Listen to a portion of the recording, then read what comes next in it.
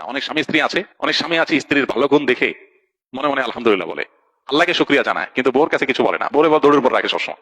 অনেকে মনে করে যে দৌড়ের উপর রাখলে মহিলা মানুষ সোজা থাকবে, প্রশংসা করলে মাথায় উঠবে, এরকম চিন্তা অনেকে করে। এটা ভুল। মানুষের ভালো কাজের স্বীকৃতি পেলে মানুষ আরো ভালো কাজ করতে উদ্বুদ্ধ হয়। আর আল্লাহ তাআলা সেটাই নির্দেশ আমাদেরকে করছেন। নবী সাল্লাল্লাহু আলাইহি ওয়াসাল্লাম বলেছেন, মাল্লাম ইয়াশকুরিন নাস লাম ইয়াশকুরিল্লাহ। যে ব্যক্তি মানুষের ভালো কিছু দেখার পর তার শুকরিয়া জানায় না, মানুষকে যে শুকরিয়া জানায় না, সে আল্লাহকে আলহামদুলিল্লাহ বললেও সেটা শুকরিয়া হয় না। এই জন্য শুধু আল্লাহকে আলহামদুলিল্লাহ বললে হবে না, মানুষকেও স্বীকৃতি দিতে হবে।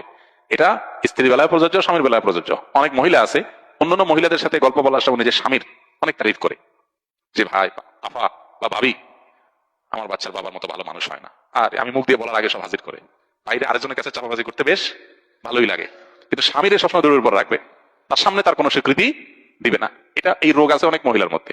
একই কথা পুরুষের মধ্যেও, বাইরে যায় বউ রান্নার তারিফ করবে, চাপা পিটাবে, গলাবাজি করবে, তো বাসায় বউকে একটা বার সত্যটা স্বীকার করবে না যে আলহামদুলিল্লাহ রান্নাটা ভালো হয়েছে, বরং যতই ভালো হোক একটা দোষ বাইর করবে যে চাপে রাখি।